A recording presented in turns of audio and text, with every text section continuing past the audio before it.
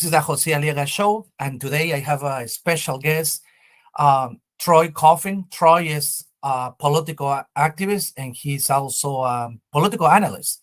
He's gonna help us today, give us a good analysis about what happened in the past primary. As you know, we have a big impact in the Republican primary. We have Liz Cheney and Peter Myers, who actually they were the U.S. representative from Michigan and from Wyoming, and they have really, I would say, a big primary this week. How you doing, Troy? Hey, I'm doing great. How's it going, Mr. Aliaga? Good, Congrats. Troy. Very good. Thank you for being today on my show. And a lot of people are talking about in social media and the whole media, liberal or conservative media, about what happened with Liz Cheney. I mean, Liz Cheney is one of the big names in the Republican Party. Her father worked for President Nixon, President Ford, Ronald Reagan, Bush Sr., and President Bush. He was actually the vice president of the United States during Bush administration, 2 terms. So he's a long-time Republican name. And his daughter was continued the legacy, but as you know, a lot of people saw that certainly she was basically supporting some Democrat views, some policies, and she actually supported the impeachment for President Trump, which a lot of conservatives didn't like across the country. So now what do you think about what happened in Wyoming last week in the primary? Well, absolutely. Republican voters had a significant question to answer this past primary, and that's whether they see former President Donald J. Trump as the leader of our party, or if they see him as the greatest threat to democracy in our 246-year history. And it was pretty clear on August 2nd that the voters determined that President Trump is the clear leader of our party. And people like Liz Cheney and Peter Meyer, they lost their primaries, and the voters went with President Trump. True, but you see, in previous primaries, we had so many rhinos. For the people who don't know the term rhino means Republican or name only. People like this have been voting and supporting Democrats' views in the past, but they never lost the seat. Usually when some of those guys, some of these individuals win their election, whether they are Republican or Democrat, usually they keep that seat. They never lose in a primary. I would say they may lose in a November election against the other party. But in this case, several of them has been losing, in the primary. I mean, do you think this have to do maybe social media, Trump endorsement? What do you think is the main factor that certainly now people like Cheney and Myers are losing in a primary? What is the main factor? What do you think?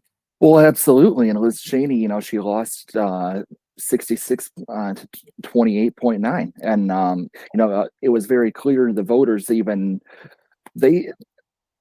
she lost by an even larger margin than many of the political pundits had originally suggested.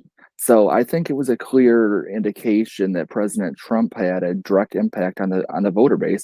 People, what was it? Eight of the 10 people that voted, or 8 of the 10 incumbent representatives that voted to impeach President Trump back in light of January 6th, 8 of the 10 of them got voted out. Well, 4 of them got voted out. I'm sorry, so 4 of them retired, and then the other 4 got voted out. Correct. Yeah. And then two of them made it past their primaries. One of them was David Valadao from Texas, where Trump chose not to go after him, and so really only one of those people slipped through. And so I think it was the Trump effect. I really do think people feel very strongly about our former president, and like I said, he's the clear leader of our party, and so they, in defense of President Trump, they backed him, and the rhinos and the people that voted to impeach Trump got what they had coming to him. And it is very interesting because during primaries, some of the specialists in those campaigns says, to unseat someone that holds office, you need to have a lot of money. And you absolutely. See, Liz Cheney have a lot of money because her dad, or because the fundraiser machine, all these lobbyists, and the support of the liberal media. And Peter Myers come from a affluent family, the Myers market. I mean, they have a lot of businesses around Michigan, big name, big family. But both of them were just bored out. And actually, Peter Myers lost his seat against Gibbs, which is an Afro-American candidate. Very smart guy, by the way. He ran a clean campaign. Smart guy, good talking points, very articulate. He brought a good platform. But Mayer has so much money, name ID. He was a city um, U.S. representative. So what happened there? What is your opinion? Okay, so there was the whole, the Democrats did help, promote John Gibbs' name. They do a political term as what they call it, bankrolling, and the Democrats did help bankroll and strengthen Mr. Gibbs' political or Republican conservative credentials and to help tie him to President Trump a little bit more. But I think even without the Democrats bankrolling Mr. Meyer, I still think Mr. Meyer, or without bankrolling Mr. Gibbs, I still believe Mr. Gibbs would have won the race because he was very active on social media. And, there's the whole grassroots movement in Michigan is actually a lot stronger than it is in other states. And so those Facebook groups, the Facebook activists, it really does travel far away in the political communities. And of course, the ads that showed President Trump endorsed Mr. Gibbs really did help too. And I see across Oakland County here in Michigan, a lot of Trumpers or real conservatives have been winning primaries by landslide. It wasn't even close. I can give you a lot of numbers of elections of primaries, Republican primaries, that individuals win to close to 50% against several other candidates. Now, this effect, do you think is going to affect people like in Oakland County and the state of Michigan, other counties that Republicans, they are kind of rhinos, they have been supporting the Democrat liberal policies. Do you think the same effect that goes, like we talk about, U.S. Congress now, do you think it's going to be the same in Lansing and Oakland County, Macomb County is going to be the same kind of sweep? People in the primary is going to see, or the next primary maybe seeing, we elect these people, they are rhinos, they have been voting for Democrat policies. We want to replace them. Do you think it's going to happen? Or you think these people, because of name ID, they're going to stay in office and keep voting, supporting liberal policies? What do you think? Well, I think people have really seen what's happened to Peter Meyer and Liz Cheney this past August. And so I think a lot of those people that might feel strongly against President Trump, they might not actually truly support President Trump, but I think they're going to learn from what happened in Representative Meyer and Representative Cheney. They're just going to try to they're going to try to cover up maybe their disliking of President Trump. They might just pretend to go along with him just to get elected. Then once they get elected, they'll kind of go back to their old ways again. I see. Good point. Very good point.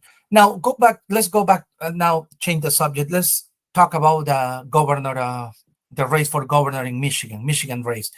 Do you think the Democrats with Whitmer, what do you think? They have a chance they can beat Tudor Dixon, or you think Tudor Dixon is going to win this election? Well, I think Tudor Dixon's put herself in a good position with where she's positions herself as a mother instead of a birthing parent.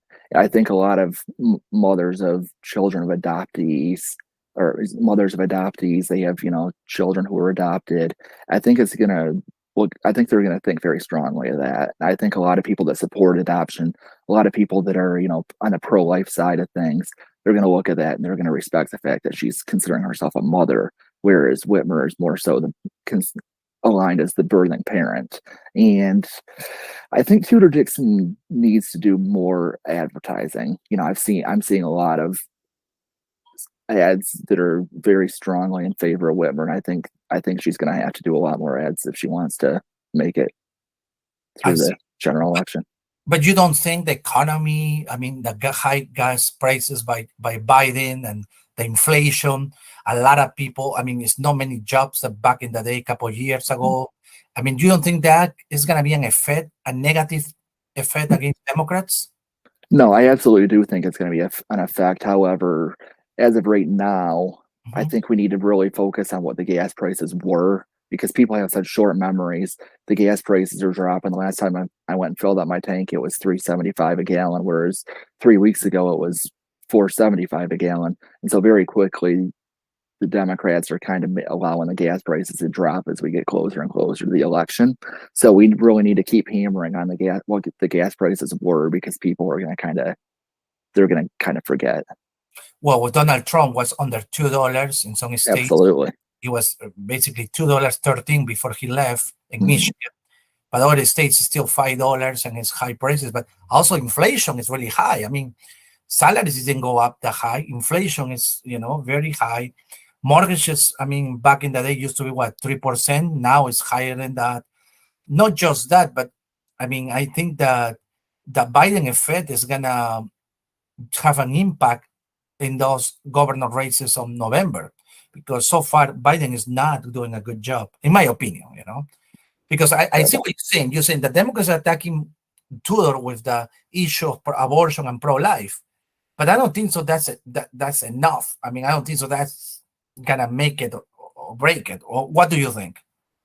Well, right now, Gretchen Whitmer has more than $10 million on hand. So Tudor Dixon's going to have to find the funds if she wants to be competitive. And from what I understand, she's chosen Shane Hernandez, who's a former Congress or former state representative here in Michigan from Sanilac County. So we'll have to see how that comes into play. But I think she is I think Tudor is a strong candidate. She's very well spoken. She understands the issues that we're dealing with. She understands the inflation. One thing she really does need to push upon is the fact that it's just as I think, and what I think the average person can relate to is the fact that it costs just as much to go out to eat as it does just go, buy in a store. And a lot of people, a lot of people who may eat out once or twice a week at most will start to realize, like, man, this is really expensive going to the grocery store every week. And then, of course, the abortion. There's a certain way of promoting a certain aspect of an issue without conforming your moral values with the whole issue at hand. I think we do need to start really targeting late-term abortions. Mm-hmm. You're right about that. Well, thank you, Troy. Thank you for your time. I appreciate that. Always talking with you, and then hopefully I can have you more frequently here on my show, because you bring good points. You're very smart, and it's Thank always you. good to see you. Thank you very much. Hey, well, this is all for today. Thank you so much, everyone, and please don't forget to subscribe to the channel. And then, if you have any question for Troy, you can actually put in comments during the YouTube channel. You can comment any questions, and we'll be happy to answer those.